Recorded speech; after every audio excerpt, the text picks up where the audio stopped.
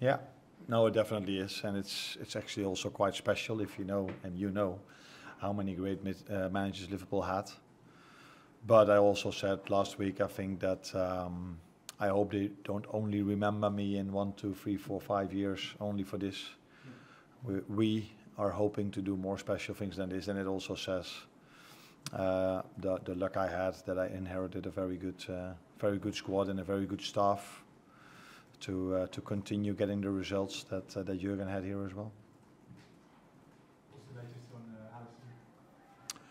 Yeah, the latest is that we don't know, but what we do know is if a player walks off like he does, that normally means that he's not in the Brazil squad, and I don't expect him to be in the team in the first game we play afterwards. But yeah, we have to wait and see. But it's going to take a few weeks, I assume, for him to be back. Do you think hamstring? I think it is, yeah. Hi, Arne. I want to ask you about Ryan Gravenberch. Another big game for him. What made you see him as a number 6 in the Premier League? He has certain characteristics to play in that position, and one of them is that he's really comfortable with the ball. So every time you play him, he knows what to do with it. So he's really good in his 1-2 touch passes, but he's also very comfortable in turning away from his man, so we can create an overload. But apart from that, where's the main focus for everyone probably, because if you make highlights of him, you're mainly gonna show his offensive work. But he's tall, he can run, strong in the duels. And the positive for him in being in this position is if he would have played a bit higher up the pitch, everybody's always talking about his goals and assists, that he needs to do more. Now in this position, that's not why we play him. So, but it's also very helpful for him to play in front of Virgil and Ibu, to play next to Maka, because it's a big help for him, those players as well. At the back. Just your thoughts on Jackson's performances compared to debut, and also how do you see him going at the minute? Is it a clear number 2 and number 3 for you, or is there a chance for him to compete across the international? No, I think Alisson is our clear number 1. He's the best goalkeeper in the world. So it's always a blow when he gets injured, for himself, but also for us as a team. But the positive thing for the team is, and that's not only in the goalkeeper position, but almost in every position, that we have a second option that's also really good. And Queef has already shown that, so that's quite clear then that he's the number 2. Otherwise, the last time Alisson was injured, I would have played Feet, but I played Queef. So Queef is the number 2, did really well. And it's very pleasing to see that our third goalkeeper, because Queef was sick yesterday, and today, of course, that even our third goalkeeper can have an impact on our results. Just last couple, just one here. You've only conceded 2 goals.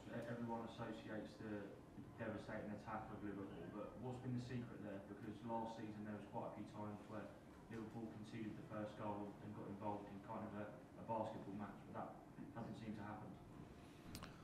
No, but there's a lot going into this. There's a lot of answers for me a lot to tell you, to give you a good answer. But one of the things is, I think you saw today how much we controlled the first 60 minutes. Then we had 15 to 20 minutes, a difficult spell. And then in the last 10 minutes, we took control again. We took control by having a very good build-up. And that helps to also tire, I don't know if it's the way you say it, but tire the opponents for the other team, because they have to defend a lot, they have to run a lot to make it difficult for us.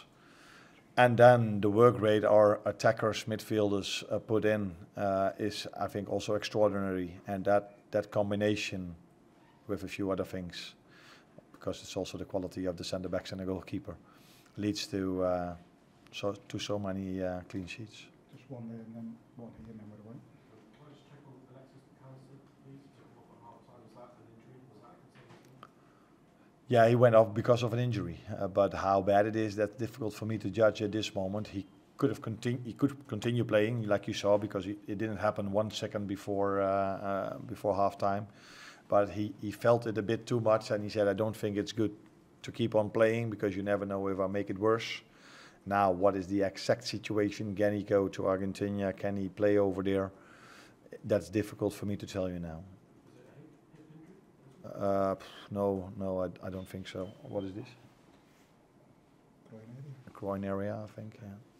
Last one here.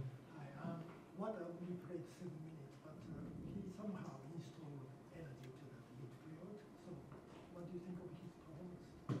No, I think that is one of the most positive things I see in this team. That even if a player comes in 5 to 7 minutes, such a big player, captain of his country, coming in 5 minutes before the end, I sometimes at certain clubs or certain other teams, I see then a player coming in a bit like, do you only use me for 5 or 7 minutes? But if you looked at how Wata came in, how good he was on the ball, but also the second balls he won, he had only in the 7 minutes a very good impact, and I think that tells you a lot about the team cohesion, but definitely also about the person in this situation, Wata, that he that with only playing 5 minutes he gives that performance that says a lot about him as a person, but also a lot about the team cohesion, I think.